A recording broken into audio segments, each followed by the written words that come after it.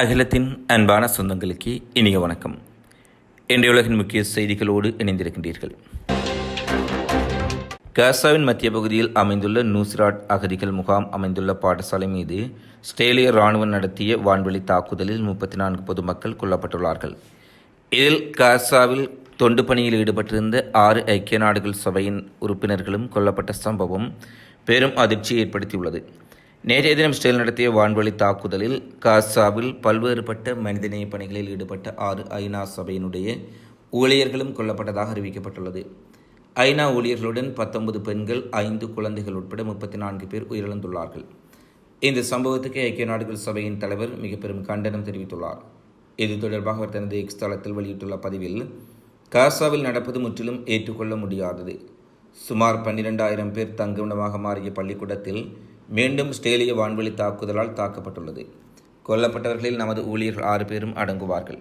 சர்வதேச மனிதாபிமான சட்டத்தின் இந்த வியத்தகு மீறல்கள் இப்போது நிறுத்தப்பட வேண்டும் எனவும், தொடர்ச்சியாக இஸ்ரேல் சர்வதேச மனிதாபிமான சட்டங்களையும் யுத்த நெறிமுறைகளையும் மீறி இவ்வாறான தாக்குதலை பொதுமக்கள் மீது தொடர்ச்சியாக நடத்தி வருவதாக அவர் குற்றச்சாட்டுகளை முன்வைத்துள்ளார்.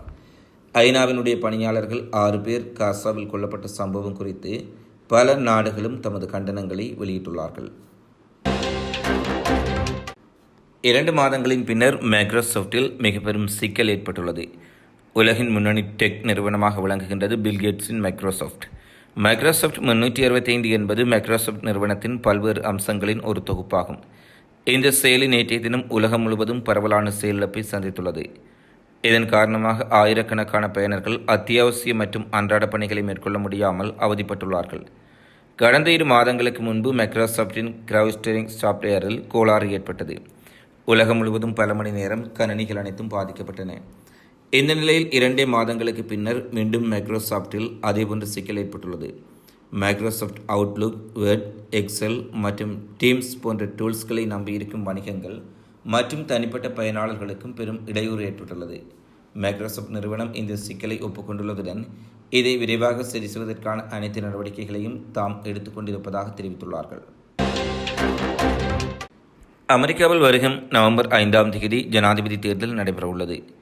அமெரிக்காவில் வரும் நவம்பர் 5ஆம் தேதி அதிபர் தேர்தல் நடைபெறும் சூழ்நிலையில் குடியரசுக் கட்சி சார்பில் முன்னாள் அதிபர் டொனால்ட் ட்ரம்ப் போட்டியிடுகின்றார்.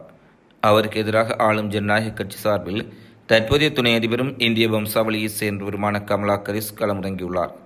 இந்த நிலையில் இருவரும் பங்கேற்ற நேரடி விவாத நிகழ்ச்சி பென்சில்வேனியா மாகாணம் பிலடெல்வியாவில் இந்திய நேரப்படி நேற்று காலை நடைபெற்றது. இதில் பொருளாதாரம், குடியேற்றம், ரஷ்யா உக்ரைன் போர், இஸ்ரேல் காசா போர், நிர்வாகம், கருக்கலைப்பு உள்ளிட்ட பல்வேறுபட்ட விவகாரங்கள் குறித்து ட்ரம்பும் கமலா ஹாரிஸும் காரசாரமாக விவாதித்தார்கள்.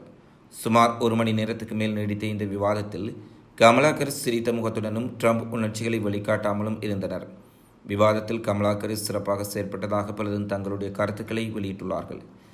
இந்த நிலையில் நேரடி விவாதத்தில் வெற்றி பெற்றது யார் என்பது குறித்து அமெரிக்க ஊடகங்கள் கருத்து கணிப்பு நடத்தின. இதில் ட்ரம்பை கமலா ஹாரிஸ் பின்னுக்கு தள்ளியுள்ளார்.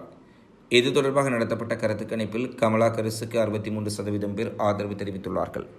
ட்ரம்புக்கு 37% பேர் மட்டுமே ஆதரவை வெளியிட்டுள்ளார்கள். இது தொடர்பில் பல்வேறுபட்ட ஊடகங்கள் தெரிவித்துள்ளதாவது: பிரபல ஊடகமான CNN டொனால்ட் ட்ரம்பை விட துணை அதிபர் கமலா ஹாரிஸ் சிறப்பாக செயல்பட்டார் என்பதை அமெரிக்க வாக்காளர்கள் பரவலாக ஒப்புக்கொள்கின்றார்கள். இதை வாஷிங்டன் போஸ்ட், ட்ரம்புக்கு எதிராக கமலா ஹாரிஸ் கூர்மையான கருத்துக்களை முன்வைத்தார், ட்ரம்ப் பெரும்பாலும் உண்மைகளிலிருந்து விலகிச் சென்றார் என தெரிவித்துள்ளது. நியூயார்க் டைம்ஸ் வெளியிட்டுள்ள செய்தியில் கமலா ஹாரிஸ் தெளிவான செய்தியை வழங்கினார், அதே நேரத்தில் ட்ரம்ப் கோபமாகவும் தற்காப்புடனுமே தோன்றினார் என தெரிவித்துள்ளது. இதேபோல கமலா ஹாரிஸ் விவாதம் முழுவதும் நிதானமாகவும் தகுதியுடனும் இருந்தார், ட்ரம்ப் விரக்தியடைந்து பல தடவைகள் உணர்ச்சி வசப்பட்டார் என்றும் அமெரிக்க ஊடகங்கள் தெரிவித்துள்ளதுடன் இந்த நேரடி விவாதத்தில் கமலா ஹாரிஸ் ட்ரம்பை பாரியளவில் முந்திவிட்டதாக அமெரிக்க ஊடகங்கள் தெரிவித்துள்ளது. ரஷ்யா உக்ரைன் இடையிலான போர் 925 நாட்களாக நீடித்து வருகின்றது. இந்த போரில் ஆயிரக்கணக்கானவர்கள் 2 தரப்பிலும் உயிரிழந்து விட்டார்கள். இந்த போரில் உக்ரைனுக்கு ஆயுத உதவிகளை அமெரிக்கா, நேட்டோ உட்பட மேற்கத்திய நாடுகள் தொடர்ச்சியாக வழங்கி வருகின்றன. போரை நிறுத்த பல்வேறுபட்ட நாடுகள் முயற்சி எடுத்து வந்தாலும் இந்த போர் தொடர்ச்சியாக நீடித்து வருகின்றது. இந்த போரை முடிவுக்கு கொண்டுவர அமைதி பேச்சுவார்த்தையில் இந்தியா, சீனா, பிரேசில் ஆகிய நாடுகள் மத்தியஸ்தர்களாக செயல்பட முடியும் என ரஷ்யாவின் அதிபர் விளாடிமிர் புடின் தெரிவித்துள்ளார். இதே கருத்தை உக்ரைன் அதிபர் ஜெலன்ஸ்கியும் குறிப்பிட்டுள்ளார். இந்த போரில் உக்ரைனுக்கு ஆதரவாக செயற்பட்டு வரும் அமெரிக்கா ரஷ்யாவுக்கு எதிராக போராடி வரும் உக்ரைன் அரசுக்கு நிதியுதவியை தொடர்ச்சியாக அளித்து வருகின்றது. இந்த நிலையில் அமெரிக்க வெளியுறவு மந்திரி ஆண்டனி பிளிங்டன் உக்ரைனுக்கு சென்றுள்ளார். அவர் கீவ் நகரில் மந்திரிகள் அதிகாரிகளை சந்தித்து பேசினார். அப்போது மனிதாபிமான அடிப்படையில் உக்ரைனின் மின்சாரம், கல்வி, சுகாதாரம் ஆகிய அடிப்படை கட்டமைப்பு திட்டங்களுக்கு அமெரிக்கா $700 மில்லியன் நிதியுதவி வழங்க உள்ளதாக தெரிவித்துள்ளார். சுவிட்சர்லாந்தில் அழகி போட்டியில் கலந்து கொண்ட பெண் துண்டு துண்டாக வெட்டப்பட்டு கொடூரமாக கொல்லப்பட்ட சம்பவம் பரபரப்பை ஏற்படுத்தியுள்ளது. சுவிட்சர்லாந்தில் அழகி போட்டியின் இறுதிச் சுற்றுக்கு தெரிவானவர் தமது கணவரால் கொல்லப்பட்டு துண்டு துண்டாக வெட்டப்பட்ட கொடூரம் வெளிச்சத்துக்கு வந்துள்ளது. சுவிட்சர்லாந்தில் கடந்த 2003 வடமேற்கு சுவிட்சர்லாந்து அழகியாக தெரிவானவர் 2008 சுவிஸ் அழகி போட்டியின் இறுதிச் சுற்றுக்கு தெரிவானவர் கிறிஸ்டினா ஜோக்ஸ்மோவிக். இவர் தனது கணவரால் கொடூரமாக கொல்லப்பட்டதுடன் அவருடைய கணவர் உடலை துண்டு துண்டாக வெட்டவும் செய்துள்ளார். கொடூரத்தின் உச்சமாக உடல் பாகங்களை அடையாளம் காணபடி அந்நபர் கரைத்துள்ளார்.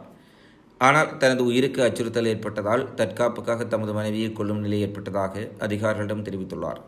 கத்தியால் தம்மை தாக்க முயன்றதாலேயே வேறு வழியின்றி தமது மனைவியை கொலை செய்ததாக அந்த நபர் தெரிவித்துள்ளார். ஆனால் அது உண்மைக்கு புறம்பானது என்று அதிகாரிகள் தரப்பில் தெரிவிக்கப்பட்டுள்ளது. கிறிஸ்டினாவின் எஞ்சிய உடல் பாகங்கள் பேஷல் மாகாணத்தின் பிங்கன் பகுதியிலிருந்து பிப்ரவரி மாதம் கண்டெடுக்கப்பட்டுள்ளது. அவரது கணவர் 41 வயதான தாமஸ் இதன் அடுத்த நாள் கைதாகியுள்ளார். முதற்கட்ட விசாரணையில் கிறிஸ்டினா கழுத்தை நெரித்து கொல்லப்பட்டிருக்கலாம் என்று அதிகாரிகள் சுட்டிக்காட்டுகின்றனர். இதனிடையே காவலிலிருந்து தம்மை விடுவிக்க வேண்டுமென முறையிட்ட மனுவை பெடரல் நீதிமன்றம் நிராகரித்துள்ளது. உள்ளூர் பத்திரிகைகளில் வெளியான தகவலின் அடிப்படையில் தனது மனைவியின் உடலை துண்டு துண்டாக வெட்டியதாக அவர் அதிகாரிகளிடம் ஒப்புக்கொண்டதாக தெரியவந்துள்ளது. மேலும் எஞ்சிய உடல் பாகங்கள் அரைக்கப்பட்டு அமிலத்தில் கலந்ததாகவும் அந்த நபர் அதிகாரிகளிடம் தெரிவித்துள்ளார். இதுவரை நடந்த விசாரணையில் அந்த நபர் கொடூர குணத்தை வெளிப்படுத்தியுள்ளதாகவும் இரக்கம் என்பது அவரிடம் துளியும் காணப்படவில்லை என்றும் அதிகாரிகள் குறிப்பிட்டுள்ளார்கள். தெற்காசியாவில் முதன்முறையாக இலங்கையை மையப்படுத்தி ஏர்ஷிப் சேவை ஆரம்பிக்கப்பட்டுள்ளதாக செய்தி வெளியாகியுள்ளது. தெற்காசியாவில் முதன்முறையாக இலங்கையில் ஏர்ஷிப் சேவையை ஆரம்பிக்கும் ஒப்பந்தம் சர்வதேச ஏர் ஸ்பேஸ் நிறுவனத்தின் தலைவர் ஷொரவ் செர்டி நிக்கலாகவுக்கும் இலங்கையின் கிழக்கு மாகாண சுற்றுலா பணியகத்துக்கும் இடையில் நேற்றைய தினம் கச்சாத்திடப்பட்டுள்ளது. கிழக்கு மாகாண ஆளுநர் தலைமையில் இந்த விடயம் கச்சாத்திடப்பட்டுள்ளதாக இலங்கையின் சுற்றுலாத்துறை தெரிவித்துள்ளது. கிழக்கு மாகாணத்தின் சுற்றுலாத்துறையை மேலும் அபிவிருத்தி செய்யும் நோக்கில் இந்த ஒப்பந்தம் கச்சாத்திடப்பட்டுள்ளதாக தெரிவிக்கப்பட்டுள்ளது. இலங்கையில் அமைந்துள்ள திருகோணமலையில் உள்ள நிலாவலை, மட்டக்களப்பில் உள்ள பாசிக்குடா, அம்பாறையில் உள்ள அருகம்பே போன்ற சுற்றுலா தலங்களின் இயற்கை அழகை ரசிக்கும் வகையிலும் பயணத்தை இலகுபடுத்தும் நோக்கிலும் பறக்கும் கப்பல் சேவை ஆரம்பிப்பது தொடர்பான ஒப்பந்தத்தில் கூறப்பட்டுள்ளது. உள்நாட்டு வெளிநாட்டு சுற்றுலா பயணிகளின் எண்ணிக்கையை அதிகரிக்க இந்த வேலை திட்டமானது எதிர்வரும் ஜனவரி மாதம் முதல் ஆரம்பமாக உள்ளதாக தெரிவிக்கப்படுகின்றது. இதன்போது கருத்து வெளியிட்ட சர்வதேச ஏர்ஸ்பேஸ் நிறுவனத்தின் தலைவர் ஷகரவ் செர்ஜி, இலங்கையில் உள்ள பல மாகாணங்களை ஒப்பிடும்போது கிழக்கு மாகாணத்தில் கடந்த 1.5 வருடமாக ஆளுநர் செந்தில் தொண்டமானால் கிழக்கு மாகாணத்தில் சுற்றுலாத்துறை அபிவிருத்தி செய்ய முன்னெடுக்கப்படும் வேலை திட்டங்கள் வளர்ச்சி பாதையை நோக்கி செல்வதை அவதானிக்க முடிந்தது. ஆளுநர் ஏர்ஷிப் சேவையை ஆரம்பிக்க வேண்டுமென எமக்கு வேண்டுகோள் விடுத்தார். அதற்குமே கடந்த 1 மாத காலமாக எமது நிறுவனத்தின் அதிகாரிகள் எங்கிருந்து இவ்வேலை திட்டம் குறித்து ஆராய்ந்தனர். எங்களுடைய ஆய்வறிக்கையின்படி இவ்வேலை திட்டத்திற்கு நல்ல வரவேற்புள்ளது என்பதை அறிந்து ஏர்ஷிப் வேலை திட்டத்திற்காக முழு முதலீட்டை நாம் செய்ய உள்ளோம் என்றும் அவர் தெரிவித்துள்ளார். மத்திய இஸ்ரேலின் ராம்லே நகரத்தில் ஒரு கார் மிக பயங்கரமாக வெடித்து சிதறியதில் 12 பேர் படுகாயமடைந்துள்ள சம்பவம் இஸ்ரேலுக்குள் அதிர்ச்சியை ஏற்படுத்தியுள்ளது. இதில் படுகாயமடைந்த பலரின் நிலைமை கவலைக்கிடமாக இருப்பதாக இஸ்ரேலிய காவல்துறை தெரிவித்துள்ளது. இந்த கார் குண்டுவெடிப்பு மூலம் வெடிக்க வைக்கப்பட்டதா அல்லது தற்செயலாக ஏற்பட்ட விபத்தா என்பது குறித்து விவரங்கள் வெளியாகாத சூழ்நிலையில் வெடிவிபத்து இடம்பெற்ற இடம் மிகப்பெரிய தீமண்டலமாக காணப்பட்டதாக டைம்ஸ் ஆஃப் இஸ்ரேல் தெரிவித்துள்ளது. இந்த கார் குண்டுவெடிப்பை அடுத்து இஸ்ரேல் முழுவதும் பதற்றமான சூழ்நிலை ஏற்பட்டதோடு மத்திய இஸ்ரேலின் ராம்லே நகரத்தில் போலீசார் குவிக்கப்பட்டது. இந்த தாக்குதல் தீவிரவாத சம்பவமா என்பதை போலீசார் கூறவில்லை. இருந்தபோதிலும் வெடிகுண்டு வைத்து கார் தகர்க்கப்பட்டதில் இவ்வாறான சம்பவம் இடம்பெற்றிருப்பதாக இஸ்ரேலின் உடைய ஷின்பெட் உளவுத்துறை சந்தேகம் வெளியிட்டுள்ளார்கள். ஏற்கனவே மேற்கு கரையில் நடைபெற்ற தாக்குதலை அடுத்து இஸ்ரேலுக்குள் பல்வேறுபட்ட பகுதிகளில் வெடிகுண்டு வெடிப்புகள், துப்பாக்கிச் சூடுகள் நடைபெற்ற சூழ்நிலையில் மீண்டும் மத்திய இஸ்ரேலில் இந்த சம்பவம் இஸ்ரேலியர்களை பெரும் அதிர்ச்சிக்குள்ளாக்கியுள்ளது. காசாவில் UNRWA ஐநா பள்ளி மீதான இஸ்ரேலிய தாக்குதல் குறித்து ஐக்கிய நாடுகள் சபையின் விசாரணைக்கு கத்தார் அழைப்பு விடுத்துள்ளது. கத்தாரின் வெளியுறவுத்துறை அமைச்சகம் ஐநாவினால் இயக்கப்படும் பள்ளிகள் தாக்கப்படுவது இது முதற் தடவை அல்ல எனவும், தொடர்ச்சியாக இஸ்ரேல் இடம்பெயர்ந்த மக்கள் மீதும் தொண்டு பணியாளர்கள் மீதும் ஐக்கிய நாடுகள் சபையின் பள்ளிகள் மீதும் மிக கொடூரமான தாக்குதலை நடத்தி வருகின்றது. அல் ஜவுனி பள்ளியின் மீது இஸ்ரேலின் குண்டுவீச்சுக்கு கடுமையான கண்டனம் தெரிவித்துள்ள கத்தார், தொடர்ச்சியாக இஸ்ரேலின் உள்ளக விசாரணைகளில் எமக்கு நம்பிக்கை இல்லை எனவும், இந்த தாக்குதல் குறித்து ஐக்கிய நாடுகள் சபை வெளிப்படையான தீவிரமான விசாரணை நடத்த வேண்டும் என்றும் தெரிவித்துள்ளது. இது ஒரு கொடூரமான படுகொலை என்றும் இதை அழைத்துள்ளது. இஸ்ரேலின் குற்றவியல் அணுகுமுறை மற்றும் சர்வதேச மனிதாபிமான சட்டத்தின் கொள்கைகளை புறக்கணிப்பதை இது உறுதிப்படுத்துகின்றது. இடம்பெயர்ந்தவர்களுக்கான பள்ளிகள் மற்றும் தங்குமிடங்களை ஆக்கிரமிப்பு இராணுவம் தொடர்ந்து இலக்கு வைப்பது தொடர்பான உண்மைகளை கண்டறிய சுதந்திரமான ஐநா புலனாய்வாளர்களை அனுப்புவது அவசர சர்வதேச விசாரணைக்கான அழைப்பை நாம் மீண்டும் வலியுறுத்துகின்றோம் என தெரிவித்திருப்பதுடன், இஸ்ரேலின் இந்த காட்டுமிராண்டித்தனமான தாக்குதலுக்கு எதிராக உலக நாடுகள் உடனடி நடவடிக்கை எடுக்க வேண்டும் என கத்தார் மிக கடுமையான கண்டனங்களை இஸ்ரேலுக்கு எதிராக வெளியிட்டுள்ளார்கள். இவை இன்றைய நாளில் வெளியான பிரதான செய்தி நிகழ்வுகளாக பதிவாக இருக்கின்றன. தொடர்ச்சியாக பிராந்தியத்திலும் உலகிலும் நடைபெறும் செய்திகளை உடனுக்குடன் தெரிந்து கொள்ள அகிலத்தோடு இணைந்திருங்கள். இந்த காணொலி பதிவு தொடர்பிலான உங்களது மதிப்பான கருத்துக்களை தவறாமல் கொமெண்ட்ஸில் பதிவிடுங்கள் என கேட்டுக்கொண்டு மீண்டும் ஒரு காணொலியில் சந்திப்போம். நன்றி, வணக்கம்.